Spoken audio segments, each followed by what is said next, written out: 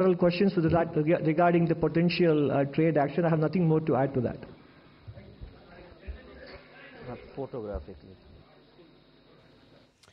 तो आप देख रहे थे सीधा प्रसारण आर्थिक सर्वेक्षण पर प्रेस वार्ता कर रहे थे डॉक्टर वेंकट रमन अनंत नागेश्वरन, चीफ इकोनॉमिक एडवाइजर, और उन्होंने साफ तौर पर जो आज आर्थिक सर्वेक्षण रिपोर्ट कार्ड जारी किया उस पर बातचीत की और इसको बारीकी से समझाने की बात की। उन्होंने कहा कि वित्त वर्ष 2026 में जीडीपी ग्रोथ 6.3 से 6.8 के बीच रहने का अनुमान है और बुनियादी ढांचे पर सरकार का जोर है, कृषि पर सरकार का जोर है। इसके साथ ही साथ वित्त वर्ष 2026 के लिए भारत की जब आर्थिक संभावनाएं की बात की जाती है तो वो बेहद संतुलित हैं और वित्त वर्ष 2025 में भारत का वास्तविक जीडीपी 6.4% बढ़ने का अनुमान है।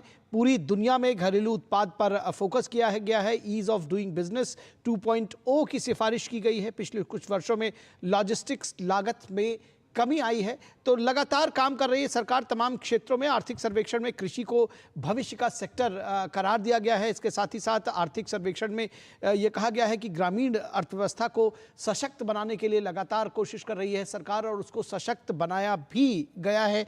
हर ग्रामीण अर्थव्यवस्था में सरकार की आर्थिक नीतियों ने अहम भूमिका निभाई है।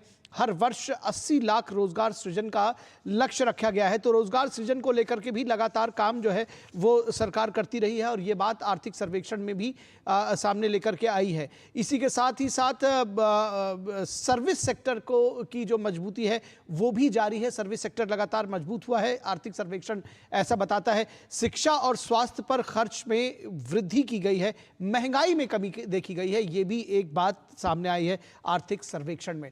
तो ये जो ये आर्थिक सर्वेक्षण है एक तरह से जो हमारा भविष्य का आर्थिक डॉक्यूमेंट है, साथ ही साथ किस तरह से अगर कहा जाए कि आर्थिक सेहत रही है देश की वो भी ये बताता है। तो बजट से पूर्व आज आर्थिक सर्वेक्षण रिपोर्ट कार्ड जारी किया गया। अभी आपने चीफ इकोनॉमिक एडवाइजर की प्रेस कॉन्फ्रेंस देखी और इसे बारीकी से समझने और विस्तृत जानकारी के लिए हमारे साथ वरिष्ठ अर्थशास्त्री और आर्थिक विकास फाउंडेशन के सीईओ डॉक्टर चरण सिंह मौजूद हैं। उनके पास चलते हैं और इसको और समझने की कोशिश करते हैं। डॉक्टर चरण सिंह, बहुत स्वागत है आपका।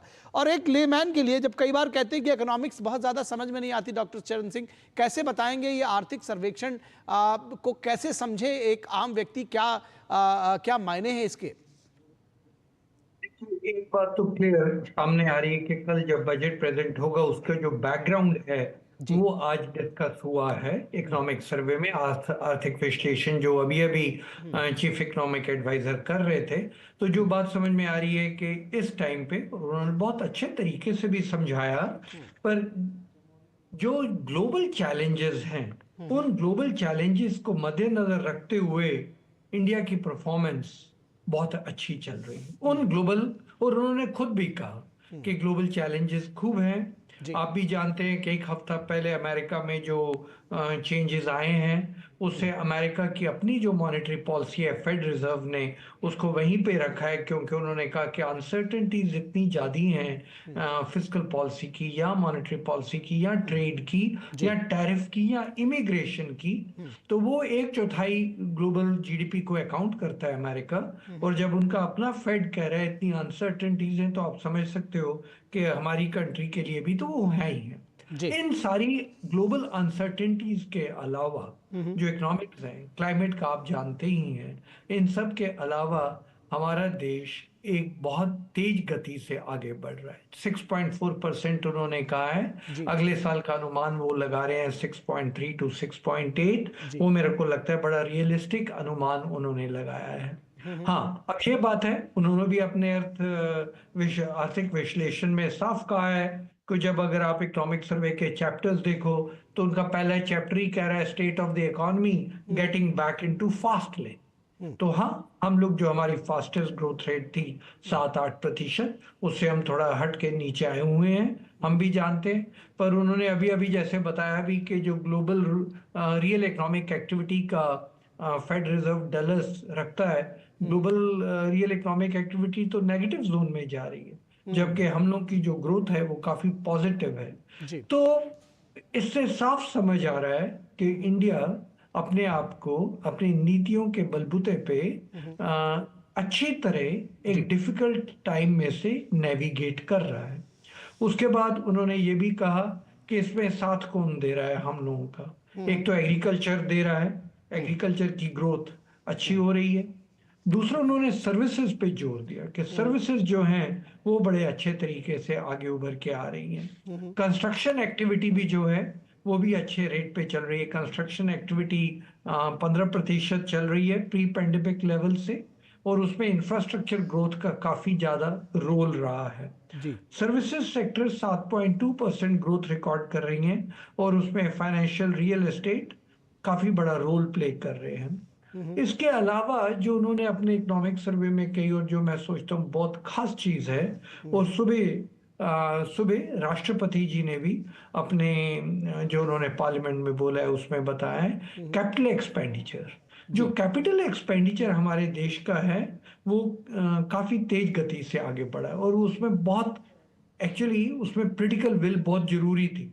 जब कोविड के टाइम सब लोग कह रहे थे कि रेवेन्यू एक्सपेंडिचर बढ़ना चाहिए, पूरी दुनिया में बढ़ा भी, हमारा एक इकलौता देश था जब उन्होंने रेवेन्यू एक्सपेंडिचर तो कहा बढ़ेगा थोड़ा बहुत, पर कैपिटल एक्सपेंडिचर को काफी ज्यादा बढ़ोतरी दी। उसी का लाभ हम लोगों को ये हुआ कि जब बाकी के देश की ग्रोथ लड़खड़ा रही है, हमारी ग्रोथ रेट सबसे ज्यादा चल रही है, क्योंकि कैपिटल एक्सपेंडिचर का मल्टीप्लायर इफेक्ट बहुत ज्यादा होता है और लॉन्ग टर्म चलता है। तो कैपिटल एक्सपेंडिचर का जो इन्होंने बजट सुबह प्रेसिडेंट एड्रेस में भी रेफरेंस आया, और अभी भी इन्होंने कहा कि बहुत अच्छा चल रहा है। एक अच्छी बात जो इन्होंने कही है वो मुझे बहुत अच्छी लगी है, वो है इन्फ्लेशन। इन्फ्लेशन पे देखिए, मैं भी कई बार एक अर्थशास्त्री होने के नाते सोचता हूँ कि सारे का सारा इन्फ्लेशन का आंकड़ा कभी टमाटर, कभी आलू, कभी प्याज, ये तीनों चीजें ही उसको बिगाड़ देती है, और कहाँ कहाँ से रेट कहाँ कहाँ चला जाता है। तो कई बार सोचता हूँ कि पूरी इन्फ्लेशन जिसपे मॉनेटरी पॉलिसी निर्भर होती है, जिसपे रेटिंग एजेंसीज नजर रखती हैं, जिसपे एक्सचेंज रेट नजर रखता है, वो सिर्फ एक आलू, प्याज और टमाटर से इतना प्रभावित हो जाता है और उससे पूरा नरेशन बदल जाता है। तो इन्होंने क्या किया, इकोनॉमिक सर्वे में इन्होंने दिखाया कि ये हेडलाइन इन्फ्लेशन है। अगर इस हेडलाइन इन्फ्लेशन में से मैं टमाटर, आलू और प्याज निकाल दूं तो कैसे चल रही है इन्फ्लेशन, और अगर मैं पल्सेस को भी निकालूं हेडलाइन से फिर कैसे चल रही है। तो उन्होंने दोनों विश्लेषण किए, हेडलाइन इन्फ्लेशन और फूड प्राइसेस का इन्फ्लेशन, और उन्होंने उसमें दिखाया कि अगर वैसे देखा जाए, नजर से ध्यान से देखा जाए, तो इन्फ्लेशन काफी हद तक कंट्रोल में है। मैं एक अर्थशास्त्री होने के नाते काफी 2 वर्षों से कह रहा हूं कि हमारे देश में ठीक है, हम लोग इन्फ्लेशन का कहते हैं बहुत बड़ी हुई है, पर जहां विदेश में अगर आप देखें उनका 30 ईयर का एवरेज 2% है, और अमेरिका में 10% चल रहा था। इंग्लैंड में 1.7% उनका 30 वर्ष का औसत है, और उधर भी 10% के करीब चल रहा था। यूरो में भी यही हाल था, इसलिए उन्होंने अपने इंटरेस्ट रेट इतने बढ़ा दिए थे। हमारे देश में इन्फ्लेशन ठीक है, हमारा पिवट है 4%, 2 प्लस माइनस, तो 4 प्लस माइनस 2, सो 2 और 6 के बीच में रहना चाहिए, पर हमारी इन्फ्लेशन ज्यादातर 7-8 से ऊपर कभी नहीं गई थी। तो हम लोग, क्योंकि विदेश में सब लोग इन्फ्लेशन की बात कह रहे थे, हम भी कह रहे थे, पर यह बात मानने वाली है कि हमारी इन्फ्लेशन काफी कंट्रोल में रही है। पर अभी चीफ इकोनॉमिक एडवाइजर ने अच्छा विश्लेषण करके दिखाया है कि अगर आलू, प्याज, टमाटर में निकाल देता हूँ या पल्सेस निकाल देता हूँ, तो आप देखिए इन्फ्लेशन 4-4.5 के करीब है, जो हम सब लोगों को अनुमान था कि इतनी ज्यादा नहीं है। एक और चीज जो उन्होंने कही, और जो मैं सोचता हूँ हम सब लोगों के लिए बहुत अच्छी है, खास करके हमारे देश के फाइनेंशियल सेक्टर के लिए, उसमें रिजर्व बैंक ऑफ इंडिया ने अभी अभी दिसंबर में अपनी रिपोर्ट निकाली थी, फाइनेंशियल स्टेबिलिटी रिपोर्ट। उसमें भी आया था जो नॉन परफॉर्मिंग एसेट्स हैं वो हमारे 12 वर्ष से सबसे नीचे आए पड़े, 2.6% के करीब।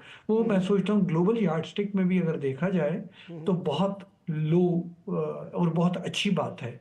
आप जानते ही हैं कि जब कभी भी इकोनॉमीज लड़खड़ाती हैं या ग्रोथ रेट लड़खड़ाती है तो उसका बैंकिंग सेक्टर पे बहुत बुरा असर पड़ता है। पर इस सारी चीज के बावजूद, और हमारा भी स्लो डाउन हुआ है, तो इस सारी चीज के बावजूद अगर आप देखें तो हमारे नॉन परफॉर्मिंग एसेट्स बहुत अच्छा कर रहे हैं, अपनी कंट्री के हिसाब से भी और विदेश के हिसाब से भी।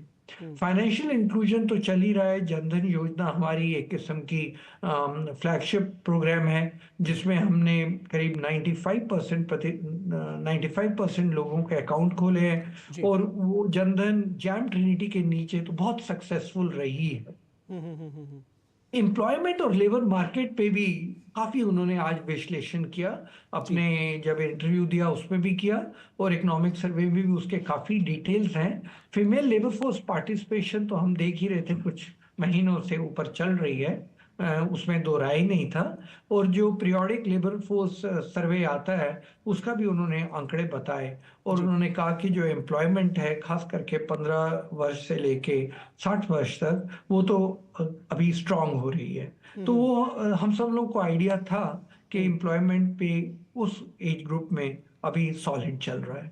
जहां तक क्रेडिट ग्रोथ का सवाल है एमएसएमईज का, उन्होंने एमएसएमईज के बारे में भी कहा, और ये सच भी है कि अगर हमने डेमोग्राफिक डिविडेंड का एडवांटेज लेना है और अगर ग्रोथ को आगे बढ़ाना है, एम्प्लॉयमेंट बढ़ानी है, तो 1 करोड़ लोग करीब वर्कफोर्स में ऐड होते हैं, 80 लाख के करीब, 1 करोड़ के करीब लोग वर्कफोर्स में हर वर्ष ऐड होते हैं। उनको अगर जॉब देना है तो एमएसएमईज को ही देना पड़ेगा, तो एमएसएमईज को बढ़ाना ही बढ़ाना है।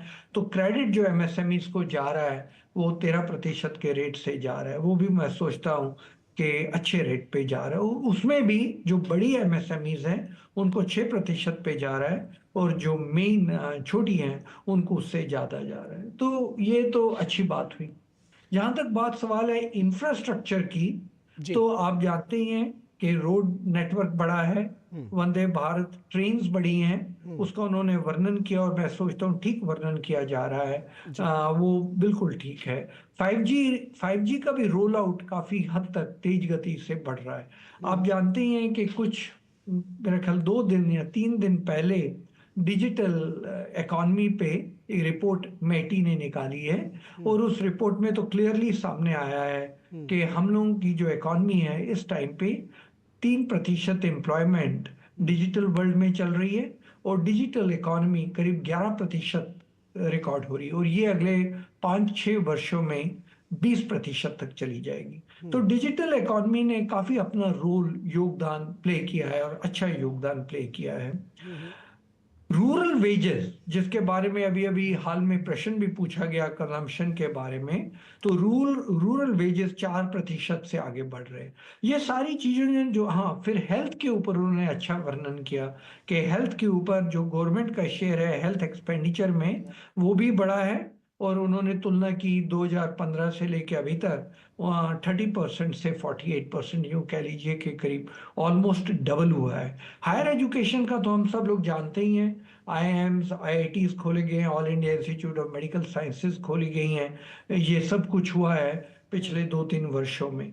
तो ओवरऑल अगर देखा जाए तो मेरी निगाह में इकोनॉमिक सर्वे ने एक अच्छा प्लेटफॉर्म कल के बजट के लिए स्प्रेड कर दिया है। ठीक है, तो आपकी शास्त्री के लिए ये विश्लेषण जो इन्होंने आज प्रस्तुत किया है काफी अच्छा है। और उसके साथ साथ मैं ये भी कहना चाहूंगा कि जो सुबह आज प्रेसिडेंट की स्पीच थी, वो प्रेसिडेंट स्पीच में भी ये झलक आ रही थी कि इंडिया किस तरीके ग्रोथ ओरिएंटेड चल रहा है चैलेंजेस के बावजूद।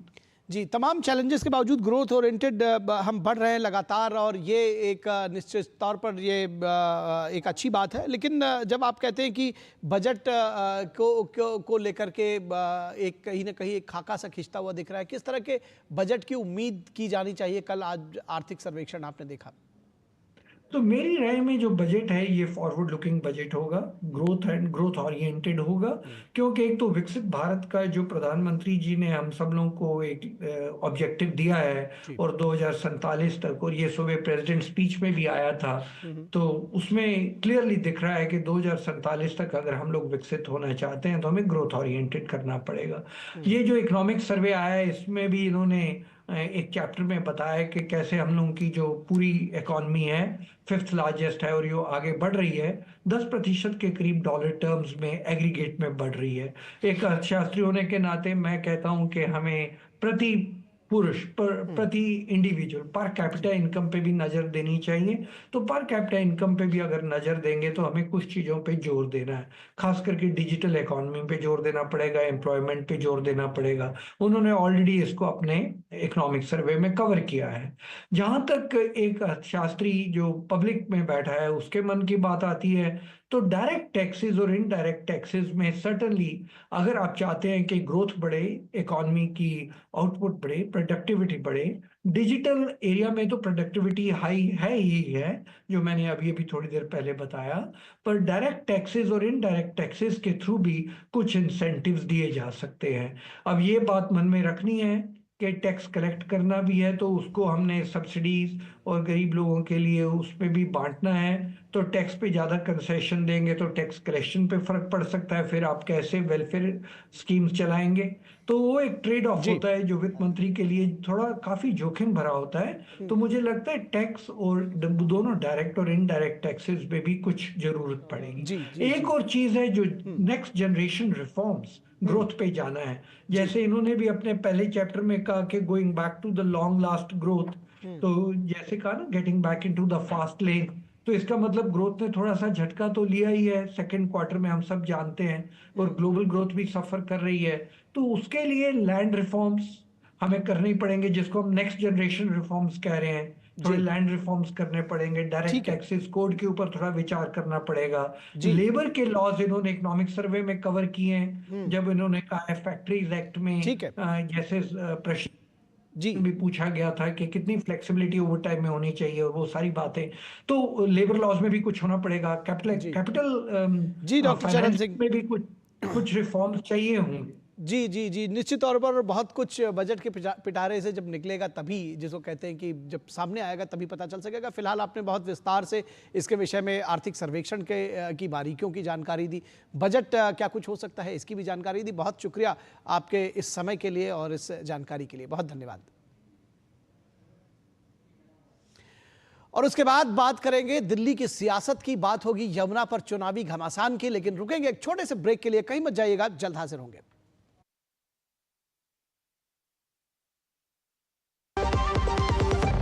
दीदी, हर महीने 2500 रुपए मिलने की बधाई हो। हर महीने 2500? हाँ, 2500 रुपए। भाजपा सरकार बनते ही दिल्ली की महिलाओं को हर महीने 2500 रुपए और साथ ही 500 रुपए में LPG सिलेंडर की गारंटी। कमल का बटन दबाएं, भाजपा को जिताएं। जब धरती चीर कर निकलता है लोहे का पत्थर और मिलता है मोंगिया के जोश से, फिर तपता है, पिघलता है और बनता है फौलाद। अब होता है सरिया सारी खूबियों के साथ।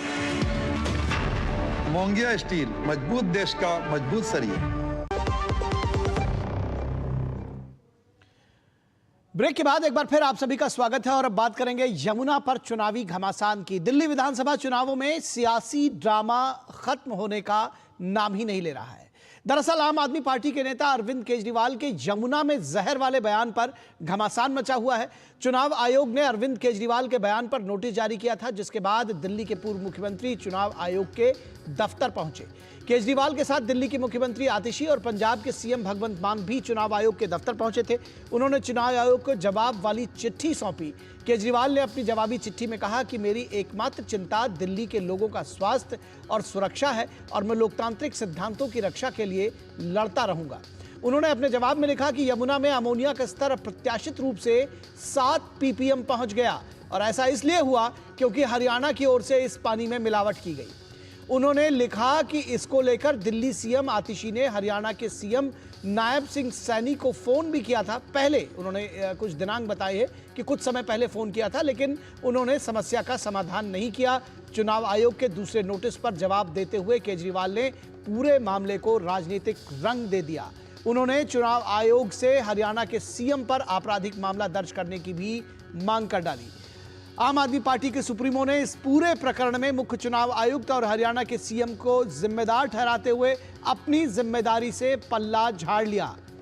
चुनाव आयोग ने इस मामले पर कहा है कि केजरीवाल के जवाब की विस्तार से जांच की जाएगी और उसके आधार पर फैसला लिया जाएगा। इस बीच अरविंद केजरीवाल को लिखी गई संदीप दीक्षित की उस चिट्ठी की भी खूब चर्चा हो रही है, जिसमें उन्होंने अरविंद केजरीवाल को खुले मंच पर बहस की चुनौती दी थी। आज 3 बजे का वक्त था। इस सवाल का जवाब अभी केजरीवाल या उनकी पार्टी की ओर से नहीं मिल पाया है। इस बीच आज एक बार फिर संदीप दीक्षित ने याद दिलाया है कि आज दोपहर 3 बजे, यानी दोपहर 3 बजे तो बीत गए, केजरीवाल आए और अपने किए गए कार्यों को रिकॉर्ड के साथ जनता के बीच में रखे, लेकिन केजरीवाल नहीं पहुंचे।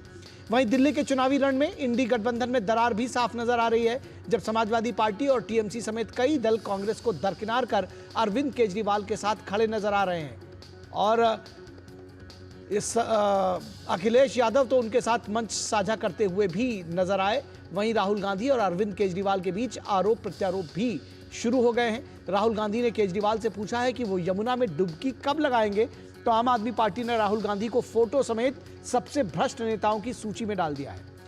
इन सब के बीच बड़ा सवाल यह है कि यमुना की सफाई की जिम्मेदारी किसकी है, और अपने वादे पर खरा न उतरने वाले लोग दूसरे को जिम्मेदार कैसे ठहरा सकते हैं। क्या दूसरों को यमुना का पानी पीने की चुनौती देने वाले अरविंद केजरीवाल से यह पूछा नहीं जाना चाहिए कि वो इस पानी में कब डुबकी लगाएंगे जिसका उन्होंने वादा किया था। और आम आदमी पार्टी के संयोजक अरविंद केजरीवाल ने जनता से भाजपा को वोट न देने की अपील की है। अगर लोगों ने कमल का बटन दबा दिया तो हर महीने 25,000 रुपए की चपत लगेगी। गरीब लोग हैं, मिडिल क्लास के लोग हैं, कहां से लाएंगे 25,000 रुपए भरने के लिए? अगर आप 1 लाख रुपया भी महीना कमाते हो तब भी 25,000 रुपए नहीं दे सकते। लोग समझ रहे हैं बहुत सारे काम किए हैं पिछले 10 साल में, लेकिन अभी और बहुत सारे काम करने बाकी हैं। आने वाले टाइम के अंदर वो सारे काम करेंगे, आपके लिए काम करेंगे। हमारे पास प्लानिंग है, हमारे पास टीम है, हमारे पास नेतृत्व है। और कांग्रेस नेता राहुल गांधी ने यमुना की गंदगी को लेकर आम आदमी पार्टी और केजरीवाल को दोषी ठहराया। केजरीवाल जी, सिसोदिया जी ने दिल्ली में भ्रष्टाचार किया है, यह सच्चाई है। झूठे वायदे किए। 5 साल पहले आए और उन्होंने कहा यमुना में मैं जाके नहाऊंगा, यमुना का पानी पीऊंगा। मैं चैलेंज देता हूं केजरीवाल जी, आप दिल्ली के लोगों को गंदा पानी पिलवाते हो, यमुना जी का पानी छोड़ो, यहां जो पानी मिल रहा है उसी को पी के दिखा दो। और समाजवादी पार्टी के प्रमुख अखिलेश यादव ने केजरीवाल के लिए दिल्ली की जनता से वोट मांगे, तो किस तरह से समीकरण बदल रहे हैं ये भी देखिए। मैं ये कह सकता हूं कि इस बार फिर दिल्ली की जनता आप पार्टी पर भरोसा कर करके, अरविंद केजरीवाल जी पर भरोसा कर करके उन्हें ऐतिहासिक जीत दिलाने जा रही है। मैं उनको अग्रिम बधाई देना चाहता हूं। हो सकता है इस बार 70 की 70 सीटें भारतीय जनता पार्टी हार जाए। और भाजपा नेता बांसुरी स्वराज ने केजरीवाल पर झूठ बोलने और दिल्ली की जनता को ठगने का आरोप लगाया। मैंने चुनाव जीतने के लिए चुनावी जुमलों की तो बात सुनी थी, लेकिन चुनावी छलावों का प्रयोग जो अरविंद केजरीवाल जी कर रहे हैं ये पहली बार देख रही हूं। ऐसा लगता है कि आगामी चुनावों में उनको अपनी हार दिखती है, इसीलिए वो इतने ज्यादा शर्मनाक झूठ का सहारा ले रहे हैं। स्वयं दिल्ली जल बोर्ड जो अरविंद केजरीवाल जी की आम आदमी पार्टी सरकार के अधीन आता है, उसने भी ये रिपोर्ट तुरंत ही जारी करी, ये बयान तुरंत ही जारी करा कि जो केजरीवाल जी कह रहे हैं वो असत्य है, वो झूठ है। हरियाणा सरकार ने किसी प्रकार का भी जहरीला पदार्थ यमुना जी में नहीं छोड़ा है। और इस पूरी खबर पर बातचीत करने के लिए हमारे साथ 3 खास मेहमान जुड़े हुए हैं, उनसे आपका परिचय करा दें। हमारे साथ संजीव कौशिक जो आम आदमी पार्टी के प्रवक्ता हैं जुड़े हुए हैं। संजीव जी स्वागत है आपका। एसएन सिंह बीजेपी के प्रवक्ता, स्वागत है एसएन सिंह जी। और विनोद मिश्रा हमारे सलाहकार संपादक, विनोद जी स्वागत है आपका। विनोद जी आपके साथ शुरू करें तो आपने देखा कि तमाम सारे वादे, तमाम सारे दावे, कौन सच बोल रहा है कौन झूठ बोल रहा है, दिल्ली की जनता कैसे डिसाइड करेगी? निखिल, जो आप अभी माननीय केजरीवाल जी का जो बाइट सुना रहे थे, साउंड बाइट, जो आप बता रहे थे कि दिल्ली के हर लोगों को हम 25,000 रुपये दे रहे हैं, अगर ये वोट बीजेपी को जाएगा तो 25,000 रुपये तुम्हारे बंद हो जाएंगे। 25,000 का नुकसान हो जाएगा वो। तो ये देखिए, इंपॉर्टेंट ये है कि अभी तक केजरीवाल की पूरी जो राजनीतिक यात्रा है उसमें सब्सिडीज वर्सेस इंफ्रास्ट्रक्चर को देखिए, तो उन्होंने ये मान लिया था कि दिल्ली में जो उनकी जीत है और उनका जो एक परचम लहरा रहा है वो सब्सिडीज के भरोसे है। तो जाहिर सी बात है उन्होंने अपने सब्सिडीज पे ज्यादा ध्यान दिया, उस पर फोकस किया, इंफ्रास्ट्रक्चर को छोड़ दिया। जो केजरीवाल कल तक ये बात मान रहे थे कि यमुना के सफाई से वोट नहीं मिलता, आज अगर वो यमुना के पीपीपी का प्लान, ये एसपीटी प्लांट से लेके एसटीपी प्लांट से हो, पीपीएम से हो, हर चीज की व्याख्या लोगों के सामने में कर रहे हैं, तो ये जरूर लग रहा है कि यमुना जी ने इनको घेर लिया है। और यमुना जी ने इनको इस तरह से बुरी तरह से घेर लिया है कि दिल्ली के चुनाव प्रचार 4 दिन बाद लगता है कि बंद हो जाएंगे, लेकिन आज की तारीख में केजरीवाल के सामने में यमुना जी एक कालिया नाग की तरह खड़े हैं कि जवाब दो। और ये जवाब आम आदमी पार्टी के लिए बहुत मुश्किल पड़ रहा है। वो बाएं दाएं झांक रहे हैं, लेकिन सवाल उनके सामने में मुंह बाए खड़ा है कि केजरीवाल जी पिछले 12 साल के दौरान अगर यमुना जी के लिए कुछ नहीं किया तो ये सिर्फ अमोनिया का दिखा के, जहर का डर दिखा के लोगों से ये मुद्दा जो आम मुद्दे हैं लोगों का उसको छीन नहीं सकते हैं। लोग सवाल मन में यमुना और पानी का है। जी संजीव कौशिक, आप जो बाकी बातों का जवाब आप देंगे ही, लेकिन एक बात ये समझना चाहते हैं कि जिस तरह से अरविंद केजरीवाल जी ने कहा कि 7 ppm पानी, जो अमोनिया का लेवल जो बढ़ा हुआ था 7 ppm पर था, और इस वजह से माना जाता है कि हरियाणा की तरफ से मिलावट की गई, वो एक इन्फरेंस ड्रॉ कर रहे हैं। उन्होंने सीधे तौर पर ये नहीं बताया कि किस जगह मिलावट की गई, क्या कुछ कहा। उनमें हर जगह जो जवाब दिया है उसमें दिल्ली जल बोर्ड, सीओ दिल्ली जल बोर्ड दे दिया है, लेकिन ये उनका ये कहना है कि 7 ppm अगर वो पहुंचा तो इसका मतलब मिलावट की गई है। आपको जानकारी होगी कि जब पानी दिल्ली से यूपी की तरफ जाता है तो वो 18 ppm में तब्दील हो जाता है। तो क्या ये माना जाए कि यूपी के लोगों का नरसंहार करना चाहती है आम आदमी पार्टी की दिल्ली सरकार, और ऐसा है तो क्यों? देखिए, 2 बातें हैं। पहली बात तो ये कि दिल्ली के पास अपना न पानी है, न दिल्ली के पास अपना आबो हवा है, न वातावरण है। अब पंजाब में यदि राजस्थान, लेकिन उस 4 किलोमीटर के ड्रेन में सबसे ज्यादा अगर यमुना प्रदूषित होती है तो इसी दिल्ली में होती है। 7 पर अगर आता है तो 18 पे जा रही है। तो मैं यही पूछना चाह रहा हूं कि क्या ये जानबूझकर किया जा रहा है कि यूपी के लोगों को मारा जा सके? जो सवाल है वो सवाल का जवाब पहले ले लीजिए, जिस मुद्दे पर हम बैठे हैं बात करने के लिए। आखिर 7 ppm 5 दिन पहले जिसको लेकर के अरविंद केजरीवाल जी और मुख्यमंत्री आतिशी जी जो बात कह रही थी, आज वो 2.1 पे कैसे आ गया? कम हो गया। आप देखिएगा 5 दिन बाद बढ़ भी सकता है, क्योंकि आप देखिए, आप अखबारों की रिपोर्ट देखिए, पिछले साल ये 8 ppm था।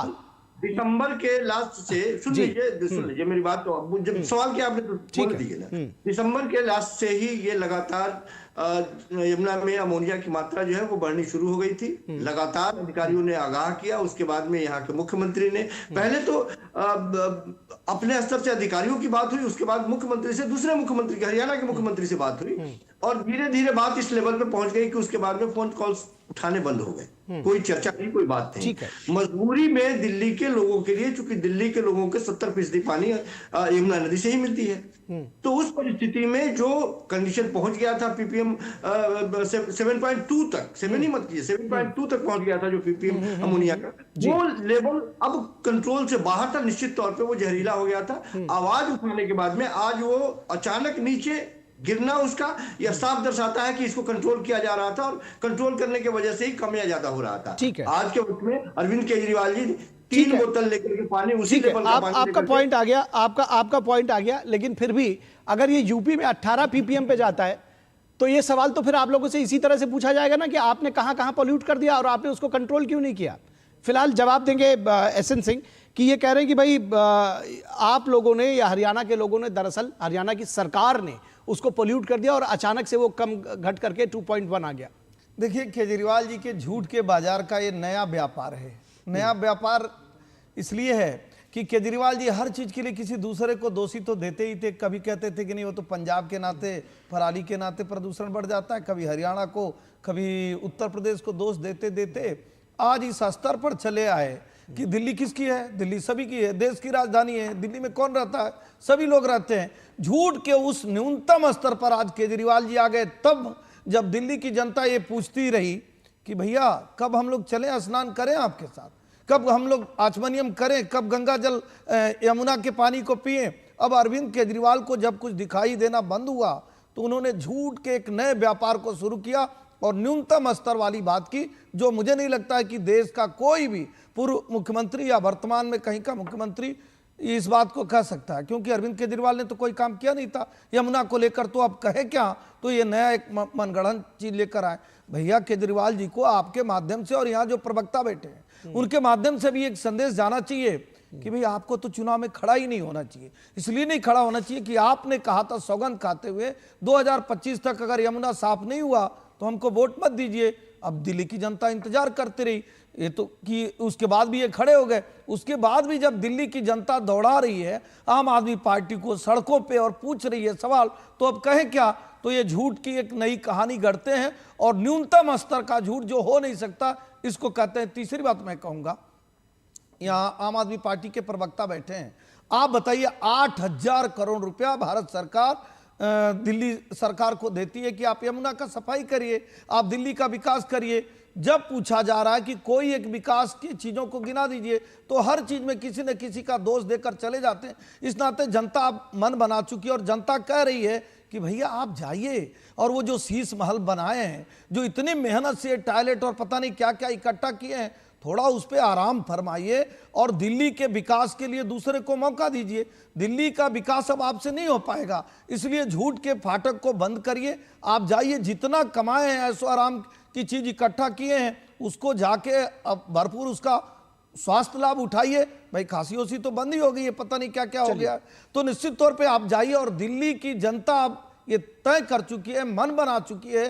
कि जो झूठ बोलकर यमुना को बुरी दिशा में बुरी तरह से प्रभावित कर दिया, आज उसको हटा के भारतीय जनता पार्टी की सरकार ले आनी है। इस नाते अरविंद केजरीवाल जी कभी हरियाणा को दोष दे रहे हैं, पंजाब को तो अब दोष दे नहीं सकते क्योंकि पंजाब उनकी सरकार है। उत्तर प्रदेश को भी कह रहे हैं कि उल्टी यमुना बह के आ रही है उत्तर प्रदेश से, ये नहीं बता पा रहे हैं कि पूरी यमुना की लंबाई का 0.02% दिल्ली में से गुजरता है और 90-98% यमुना दिल्ली में ही प्रदूषित हो जाती है। क्यों होती है? क्योंकि इनके पास कोई कार्य नहीं है।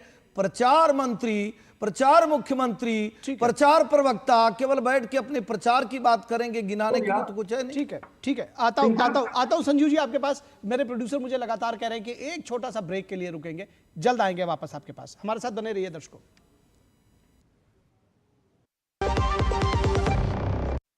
दीदी, हर महीने 2500 रुपए मिलने की बधाई हो। हर महीने 2500? हाँ, 2500 रुपए। भाजपा सरकार बनते ही दिल्ली की महिलाओं को हर महीने 2500 रुपए और साथ ही 500 रुपए में LPG सिलेंडर की गारंटी। कमल का बटन दबाएं, भाजपा को जिताएं। मेरी पसंद, मेरी पसंद, मेरी पसंद, मेरी पसंद, हमारी पसंद, हम सबकी पसंद। मजबूत देश का मजबूत सरिया मोंगिया स्टील। स्वागत है आपका ब्रेक के बाद। संजीव कौशिक, सीधे सवाल आपसे, किस तरह से देख रहे हैं जब ये बात सामने आएगी और ये पूछा जाएगा सवाल कि भाई 0.2% स्ट्रेच जिसकी बात मैं अभी कह रहा था, 98% आप उसको मैली करते हैं। केजरीवाल जी ये कहते हैं कि दिल्ली में कि यमुना में हम डुबकी लगाएंगे। अब वो दूसरों का चैलेंज कर रहे हैं कि पानी पी कर दिखाइए। डुबकी आपको लगाना चाहिए कि दूसरे लोग पानी पिए? दो बातें हैं निखिल जी। पहली बात तो ये कि भारत की राजनीति में और भारतीय जनता पार्टी की राजनीति करने की शैली में कितना परिवर्तन हुआ है। ब्रेक में हम देख रहे थे जो 2100 रुपए कहां से दोगे हमसे पूछ रहे थे, वो 2500 रुपए का वादा करते हुए दिखाई दे रहे हैं। पहली बात, मुद्दे पे आते हैं। अब मुद्दे पे आते हैं। मुद्दे की बात यह है कि सचमुच में यदि यमुना मैली नहीं है और जहां से वो दिल्ली में प्रवेश कर रही है, इनके मुख्यमंत्री नायब सिंह पहुंचे थे वहां पे आचमन अरे करने के आपका लिए। पूछा जा रहा है संजीव जी, बड़ी जिम्मेदारी से जिम्मेदार चैनल पर संजीव जी इधर उधर की बात बिल्कुल नहीं करना। आज बताइए दिल्ली के लोगों को आपने यमुना के लिए क्या किया है वो बता दीजिए, यमुना साफ क्यों नहीं वो बता दीजिए। और केजरीवाल जी जो कहे थे, केजरीवाल जी ने कहा था अगर यमुना साफ नहीं तो चुनाव नहीं। मुझे लगता है उनको तो अपना नॉमिनेशन वापस ले लेना चाहिए। दिल्ली की जनता इंतजार कर रही थी, अब नॉमिनेशन वापस लेंगे तो दिल्ली की जनता संजीव जी को पहले दीजिए। आप यमुना पर बताइए, यमुना पर बिल्कुल नहीं संजीव जी, इधर उधर की बात नहीं करने देंगे। चलिए चलिए, आपसे तो बड़े झूठे आपके पार्टी के सर्वश्रेष्ठ नेता हैं, आप बताइए यमुना यमुना यमुना। संजीव जी संजीव जी समय बिल्कुल समाप्त हो गया है, 30 सेकंड में यमुना में बात बताइए। बोलने नहीं देंगे आप बाहर से हमें तो कम से कम बात हो जाए। एहसन सिंह जी शांत हो जाइए, एहसन सिंह जी शांत हो जाइए। मैं कह रहा हूं संजीव जी समय समाप्त हो गया है, बहुत जल्दी से यमुना वाला जो इशू है उस पर आप जवाब दे दीजिए। मैं यमुना वाले इशू पे ही आ रहा हूं। मैंने सिर्फ ये कहा कि इससे पहले हमारे मुख्यमंत्री ने, पूर्व मुख्यमंत्री ने जो लेवल बताया अमोनिया का, वो लेवल का कम हो जाना आज, और इलेक्शन कमीशन ने जिस तरह से इस पे हमलावर होकर के आम आदमी पार्टी के ऊपर हमला किया। अच्छा, राहुल गांधी महीना पहले यमुना साफ थी, 6 महीना पहले यमुना साफ थी, 1 साल पहले यमुना साफ थी, यही तो पूछ रहे हैं। आज आपसे ये पूछा जा रहा है, आप इस इधर उधर की बातों को छोड़ दीजिए। यमुना कब साफ थी, किस महीने में साफ थी, किस वर्ष में साफ थी, जब से आपकी सरकार है बताइए ना साहब। नहीं, वो तो फला के नाते, वो तो इनके नाते हो, तो पंजाब के नाते हो, तो हरियाणा के नाते हो, तो उत्तर प्रदेश के नाते, दिल्ली की जनता इस पर भी आपको सबक सिखाने वाली है। दिल्ली की जनता करिए, ठीक है, दिल्ली की जनता करिए, गंदा पानी पिलाने का प्रयास कर रहे हैं। जब जीरो कार्य किया तो रिजल्ट आपके लिए जीरो। आम आदमी पार्टी के ईमानदारी जरा सी भी होती है, एक बोतल चलिए चलिए, आप दोनों लोग शांत हो जाइए, दोनों लोग शांत हो जाइए। संजीव जी ठीक है, संजीव जी ठीक है, संजीव जी ठीक है, एहसन सिंह जी ठीक है, दोनों लोग शांत हो जाइए। नहीं ठीक है, दोनों, अरे सुनिए, आप दोनों लोग के पॉइंट्स आ गए जो आप लोगों को कहना था। मैं चाहता हूं कि विनोद मिश्रा जी बस एक लास्ट कमेंट, 30 सेकेंड्स। सर मेरा सिर्फ आपसे यही था सवाल कि आप ये देखिए, ये हिट एंड रन का जो आपका ये रहा है स्टाइल आम आदमी पार्टी का, उस हिट एंड रन को इस बार आप एक बात गंभीरता से सुनिए, गंभीरता से सुनिए। इस बार इलेक्शन कमीशन इसको बड़ी गंभीरता से लिया है, और इस गंभीरता से आपको इस बात को समझना चाहिए, जो आप जिस तरह से आरोप लगा रहे हैं, सीधे सीधे मुख्य चुनाव आयुक्त पे ही आरोप लगा के आ जाते हैं, आप डरे हुए हैं।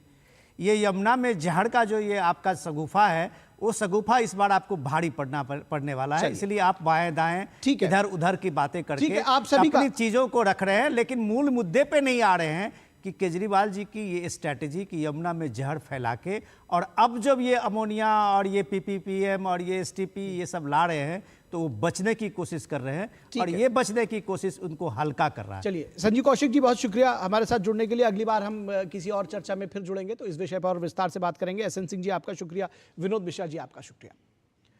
लेकिन ये सच है कि ये सवाल जरूर पूछा जाएगा कि अगर यमुना दिल्ली में अगर उसका लेवल PPM का है, अमोनिया में 7 PPM पर उसको ये कहा जा रहा है कि हरियाणा में ने मैली कर दिया, तो 18 PPM का जो पानी है अगर अमोनिया का वो यूपी में जा रहा है, तो ये सवाल आम आदमी पार्टी की सरकार से जरूर पूछा जाएगा। और फिर ये भी पूछा जाएगा कि क्या ये सारा जो प्रकरण है वो राजनीतिक प्रहसन नहीं तो फिर और क्या। इस वक्त में बस इतना ही, इजाजत दीजिए, नमस्कार।